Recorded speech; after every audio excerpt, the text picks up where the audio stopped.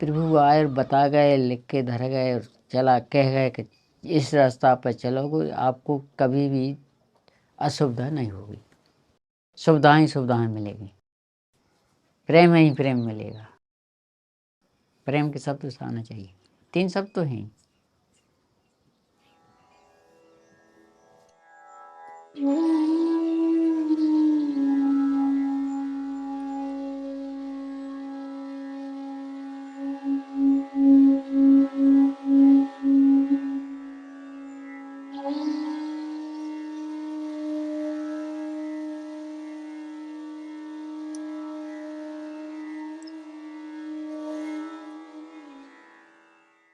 भारत क्या है?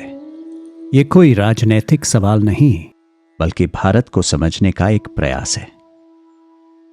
भूगोलिक दृष्टि से देखा जाए तो भारत हिमालय की चोटियों से लेकर दक्षिण के समुद्री तट तक और उत्तर पूर्वी राज्यों के जंगलों से लेकर गुजरात के रण तक की भूमि है। ऐतिहासिक दृष्टि से देखा जाए तो भारत एक कम से कम 8000 साल पुरानी सभ्यता है।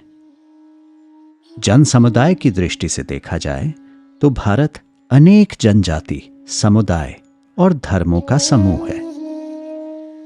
लेकिन क्या भारत की विशेषता इन्हीं मापदंडों से नापी जा सकती है?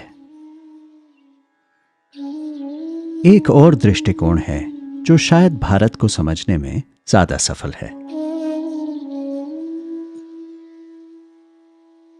भारत सत्य की प्रयोगशाला है।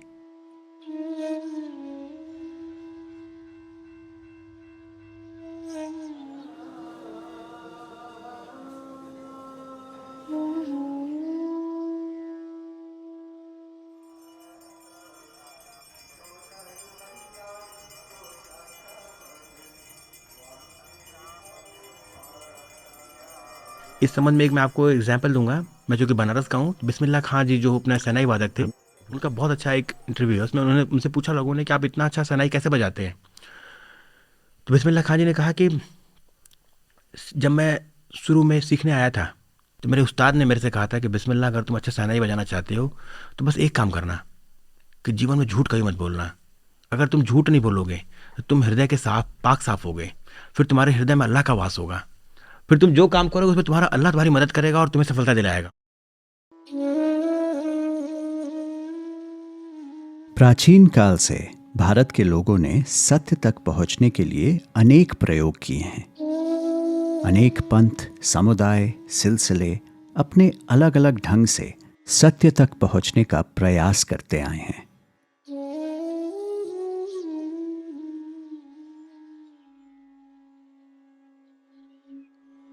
लेकिन आधुनिक काल में ये सत्य की खोज आंखों से थोड़ी ओझल हो गई है। हमारे सामने अनेक चुनौतियां खड़ी हैं, जैसे कि सामाजिक असमानता, हिंसा, गरीबी, भ्रष्टाचार, संयुक्त परिवारों का पतन, इंटरनेट का दुरुपयोग, अस्वाभाविक जीवन शैली इत्यादि। इन सब चुनौतियों का निवारण शायद तभी संभव है जब हम सत्य की खोज को एक बार फिर से अपनी मूल पहचान बनाएं। चाहे हम किसी भी धर्म, समुदाय, पंथ या परिवार के हों, आस्तिक हों या नास्तिक, हमारी खोज है सच्चाई, हकीकत।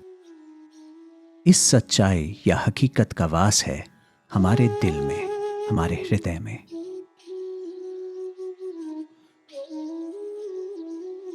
और दिल की आवाज सुनने का सबसे सफल तरीका है ध्यान। अगर ध्यान के जरिए हम अपने दिल की सुनने लगें तो हमारा समाज, हमारा देश, हमारी दुनिया बदलेगी।